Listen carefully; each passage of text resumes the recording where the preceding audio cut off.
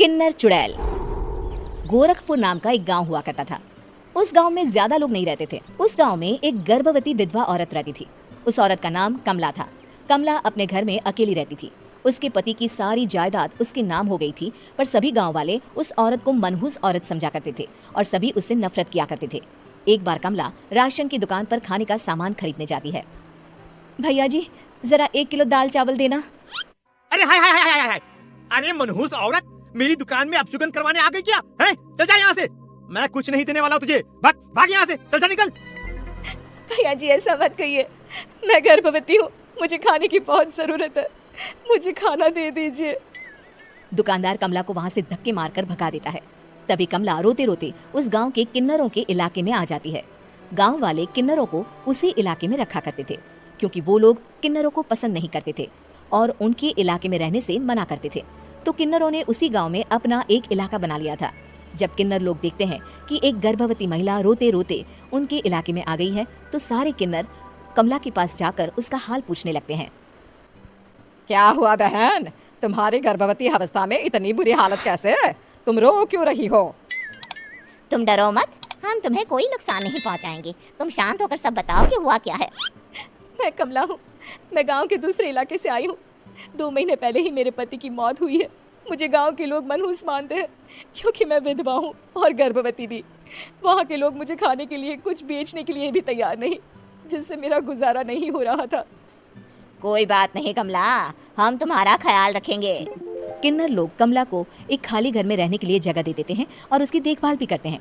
कुछ ही महीने बाद कमला अपने बच्चे को जन्म देती है, पर अफसोस, कमला बच्चे को जन्म देते ही अपनी जान गंवा देती है। जब सब किन्नर बच्चे को देखते हैं तो बहुत खुश हो जाते हैं, क्योंकि वो बच्चा भी किन्नर ही था। कमला ने एक किन्नर बच्चे को जन्म दिया था। अब इस बच्चे की देखभाल कौन करेगा?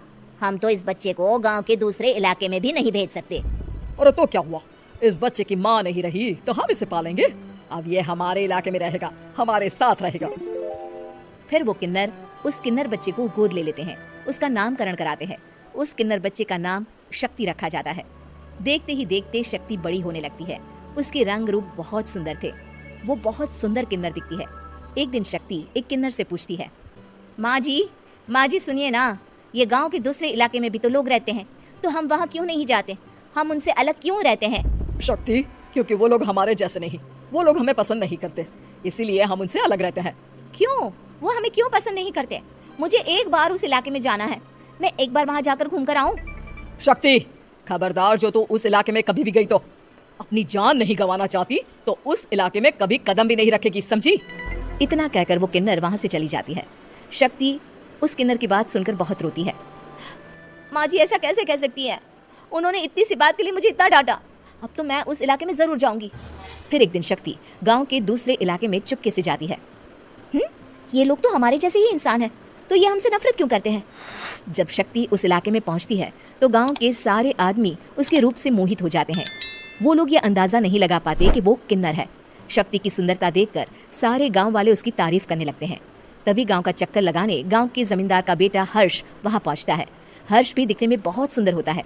जब हर्ष ने शक्ति को देखा तो वो भी उससे मोहित हो गया, और जब शक्ति की नजर हर्ष पर पड़ी तो वो हर्ष को देखकर मोहित हो गई।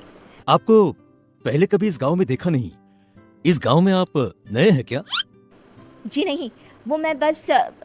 तभी शक्ति बोलते बोलते रुक जाती है और मन में सोचने लगती है, अगर मैंने इनको बता दिया कि मैं दूसरे इलाके से आई हूँ तो वो समझ जाएंगे कि मैं किन्नर हूँ, इसलिए मुझे इनसे झूठ ही बोलना पड़ेगा। शक्ति हर्ष को कहती है, जी हाँ, मैं इस गांव में नई आई हूँ, यहाँ अकेली रहती हूँ। वैसे आप कौन है? आप भी इसी गांव में रहते हैं? जी हाँ, मैं इस गांव के जमींदार का बेटा हूँ। आपको किसी भी चीज की जरूरत पड़े तो आप मुझे बता देना, मुझे अच्छा लगेगा। ऐसे ही शक्ति और हर्ष एक दूसरे से रोज मिलने लगते। वो दोनों अपने प्यार का इजहार करने एक दूसरे से मिलने जाते हैं।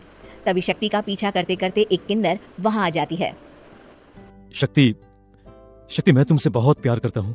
मैं तुमसे शादी करना चाहता हूँ। क्या तुम मुझसे शादी करोगी? हाँ हर्ष, मैं तुमसे शादी करूंगी, पर मैं तुमको अपने बारे में एक सच्चाई बताना चाहती हूँ जो मैंने तुमसे छुपा कर रखी है। तभी उनके बीच में ही वो किन्नर आ जाती है। शक्ति, तेरी हिम्मत कैसे हुई ऐसा करने की?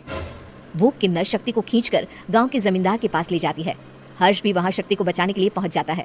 जमींदार शक्ति और हर्ष के प्यार के बारे में सुनकर गुस्से में आ जाता है और शक्ति को गांव के बाहर निकालने की सजा देता है। शक्ति ये बात सहन नहीं कर पाती और कुएं में कूदकर अपनी जान दे देती है। जमींदार हर्ष की शादी गांव की एक लड़की से करवा देता है, पर हर्ष इस शादी से खुश नहीं होता। शक्ति अपना बदला लेने के लिए मरने के बाद किन्नर चुड़ैल बन जाती है। अब मैं इन गांव वालों को नहीं छोड़ूंगी, अब इनसे मैं अपने प्यार का बदला लूंगी। किन्नर चुड़ैल गांव वालों को परेशान करना शुरू कर देती है। एक बार वो रात को गांव के खेतों में पहुंच जाती है और वहां आग लगा देती है। सारी फसल जल के राख हो जाती है। जब एक आदमी रात को उठकर देखता है कि खेत में आग लग गई है तो वो वहां पहुंच जाता है। वो देखता है कि खेतों के बीचों बीच एक किन्नर चुड़ैल खड़ी है और वहां खड़े होकर ताली बजा रही है। गांव वाला किन्नर चुड़ैल को देखकर बेहोश हो जाता है। जब सुबह उस आदमी को होश आता है तो वो सीधा जमींदार के पास जाता है। अरे जमींदार साहब, अरे वो किन्नर चुड़ैल ने मेरी सारी फसल चला दी। अब मैं क्या करूंगा, क्या होगा मेरा? जमींदार चुड़ैल किन्नर का नाम सुनते ही सब कुछ समझ जाता है। अब वो बहुत डर जाता है। उसी रात को जब जमींदार डर के मारे अपने कमरे में सो नहीं पाता, तभी वहां अचानक से किन्नर चुड़ैल आ जाती है। किन्नर चुड़ैल जोर जोर से जमींदार के आगे खड़ी होकर हंसने लगती है और ताली बजाने लगती है। जमींदार उस डरावनी किन्नर चुड़ैल को देखकर बहुत डर जाता है।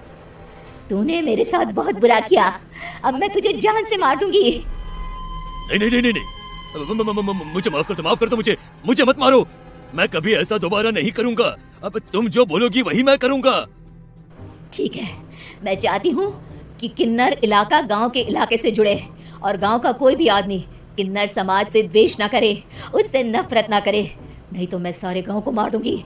और तुम गांव में एक नया कानून बनाओ कि अगर किसी ने भी किन्नर समाज को हानि पहुंचाने की कोशिश भी करी या इनसे भेदभाव करने की भी कोशिश करी तो उनको कड़ी से कड़ी सजा मिलेगी।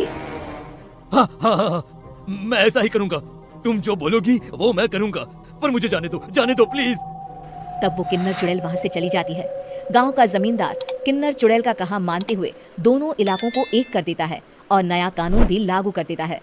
तब से वहां किन्नर समाज और बाकी गांव वाले